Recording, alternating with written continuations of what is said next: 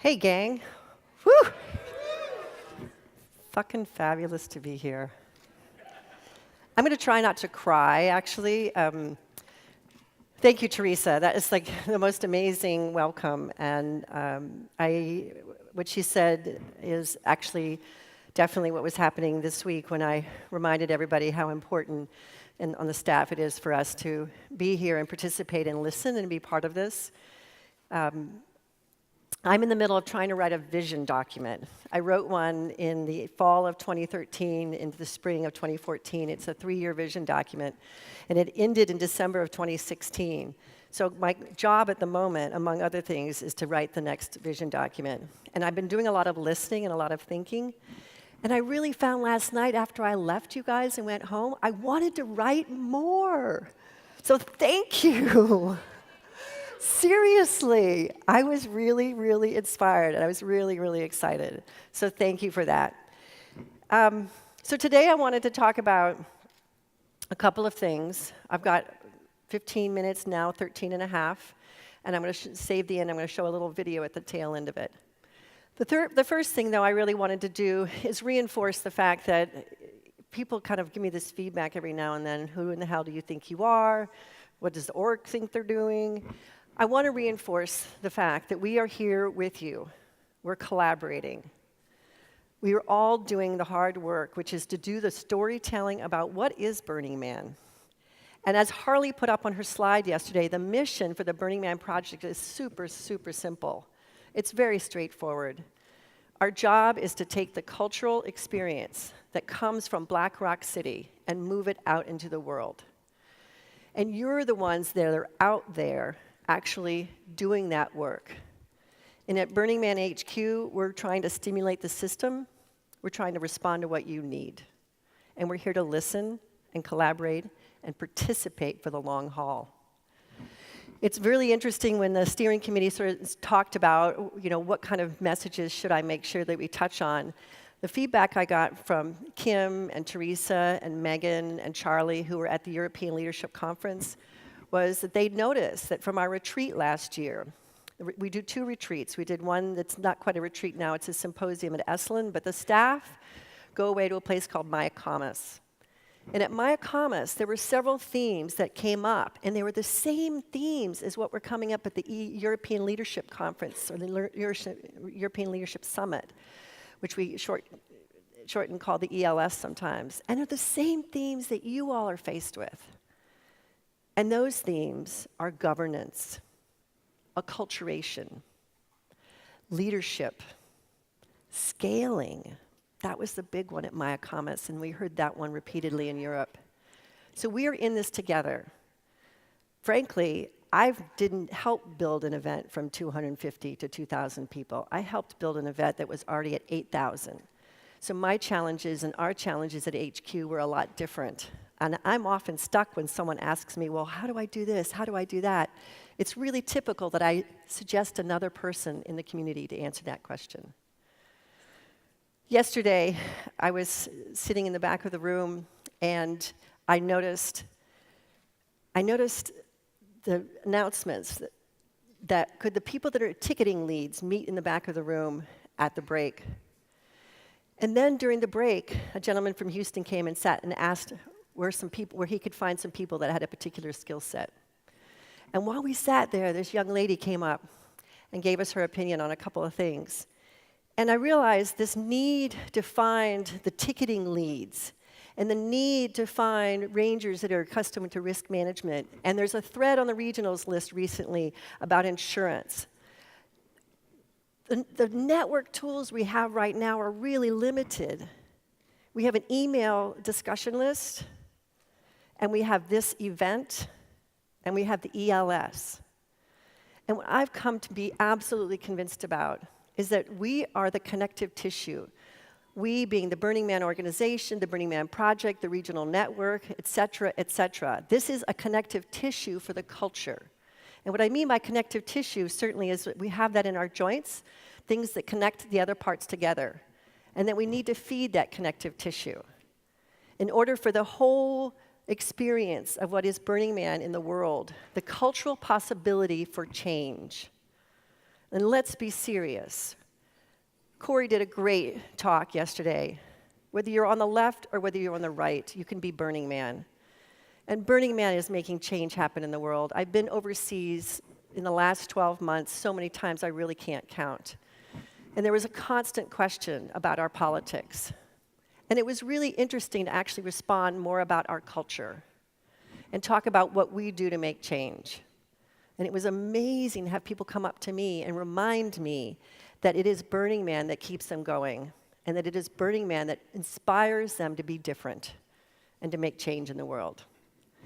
The young lady that came up and popped over, and I don't think she knew who I am, and she does now, because she was like, "Hi, my name is." And then she said, "You know, I'm just really kind of a little disappointed that Burning Man people aren't more activists. Like, I thought all burners were activists." She goes, "And not all activists are burners, but I just thought there'd be more activists here." And I didn't start to tell her that what my theory is, and I've come to feel pretty strongly about this.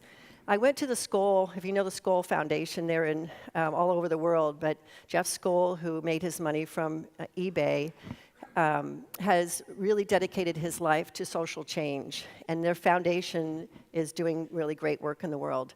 And I was invited to their event a couple of years ago, and at first I was kind of embarrassed. I'm sort of like, you know, I'm not making clean water in Africa happen. I'm not helping women with health issues in remote areas get communications about having children. But people that were burners, there maybe 5 came up to me and said, "I felt like changing my life and doing social change work because I went to Burning Man. So thank you for being here." So yeah, within a day, I actually was like, I'm from Burning Man, and we're helping create a platform for social change. And it changed my vocabulary. Yeah. And I was telling my Lyft driver on my way here, because I was trying to practice my speech, and she's like, "What are you doing?" I'm like, "I'm practicing a speech." She said, "Oh, you're doing a speech?" I said, "Yeah, in like an hour." She's like, "About what?" I'm like, "Burning Man." She's like, "Burning Man, I've never been. All my friends go. What are you going to talk about?" And I gave her, and I said, "Well, there's this activism thing that came up yesterday." And she's like, "I'm from St. Louis. I heard about Burning Man from my friends in St. Louis. And what I think Burning Man does is make activism, you're a platform for activism." And I was like, "Okay." And so she's like, "My work here is done." So to the young lady who's here, I would reframe it for you and say that we may not all here be activists in the way that you might see it. We may not all have the fire in our belly for permaculture or for political change. But I am certain that every single person I've ever met that's here and that have ever come to the leadership conference, and any burner I've ever met that has enough in their mind to come and say hi to me, they tell me the story about how Burning Man actually makes them want to be better people, a better person in their lives, in their home lives, in their office. And most of the time, people actually want to take that further and make change happen in the world. I think that's what we're here for. We are about social change.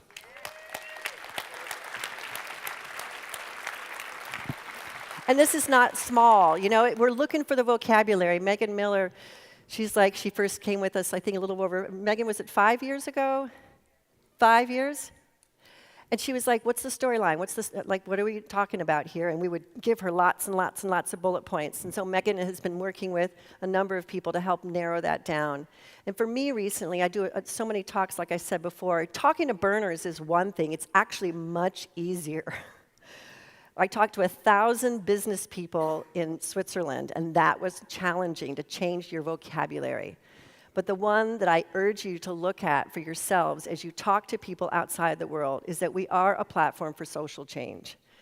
We are able to help people look at themselves differently in the world. We help people communicate and connect more authentically.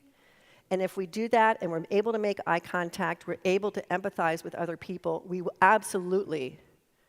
will see peace.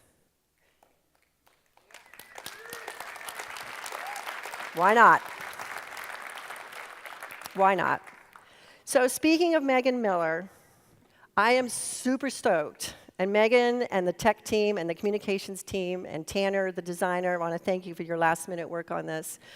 I'm stoked to let you know today, 8 months in advance of the last annual report, we have the 2016 annual report available today.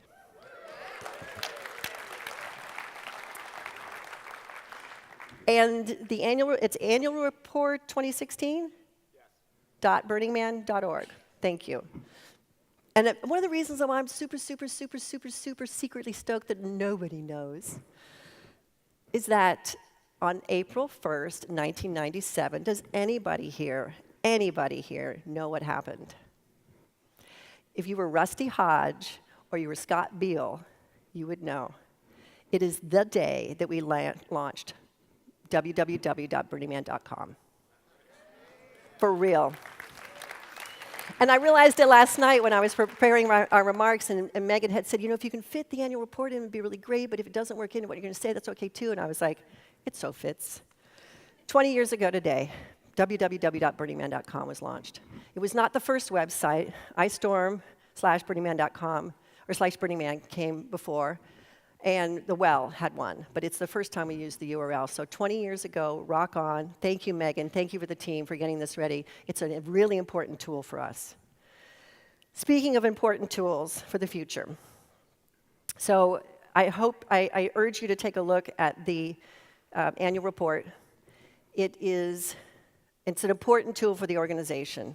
It's just one of the many tools. I'm looking forward to having a conversation with all of you about what it would look like for us to network ourselves together a little bit deeper. We're very decentralized, ironically, and I like to say we're centralizing to decentralize, and I still believe that's really true. But I also believe that it's a slow boat if we have to get in a room together and have all the ticket leads raise their hand and go meet in the back of the room. We can do it a lot faster if we look at what a large, expansive cultural tool would look like. That's all I'm going to say. I don't have it all thought out, but it's coming to me every time I meet with people. We were in New Orleans last week at a Shabbat dinner with Ifat and Gio and Kim and Teresa and Justin, my girlfriend, my aunt, 30 people. And the gentleman next to me says, I need to know an artist to help me build an art car. And I'm thinking, oh my God. We don't have it all networked together, you guys. We have artists that are talented, that would love to be working with those that are able to pay for their talents, and it's not just for art cars, but people want to have things built in front of their homes, in their cities, in their towns, and I swear to God, we need to do this better, we need to do this faster, and we need to come up with a tool to help network us all together.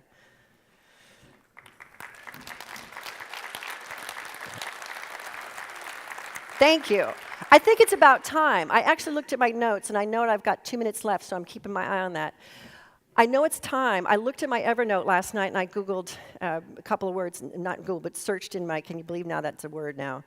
We Googled it when I searched in my Evernote, and I found a document I wrote 3 years ago about this exact subject, but in it, I could tell we weren't ready for it. Like, why try to push something you're not ready for? I genuinely believe that you all are looking like we all are, which is that we have to have something that helps us share those resources, whether you're in Michigan, Florida, Switzerland, San Francisco, that we move this stuff faster, whether you're an artist, whether you're a politician, whether you're an event leader, whether you're a wannabe teacher, whether you're something, and you want to find the Burning Man culture and you want to find the pathways to get there. I want to help build it. The last thing we're going to mention here is Fly, and I believe that Fly is a very important part of that storyline and that tool. We do not know what it's going to look like, but we do know some of the important principles about the framework of what we will be doing there. For the next year or so, though, it's going to be a listening process. Matt Sundquist is the leader of a team that includes Matt and Zach Ceravello. We've got 2 awesome men that are together going to start a process of asking ourselves, asking the community, what is possible at Fly. And we have thousands, I think we have 3,000 people who have filled out and told us that they want to volunteer, and their skills range are fabulous. And if you haven't already, you should be emailing them and offering to be part of that group, because that group is going to get information just about fly, and everybody's going to get information about fly, but we're starting off with those that have said, I really, really want to know about fly because I'm not busy doing anything else, and now is my time. So the last thing I want to do is just leave you with a teaser. It had me crying in front of the stage a little while ago, and that's all I'm going to say, is that this is what we have in front of us. This is what the Burning Man Project is going to be working on for the future.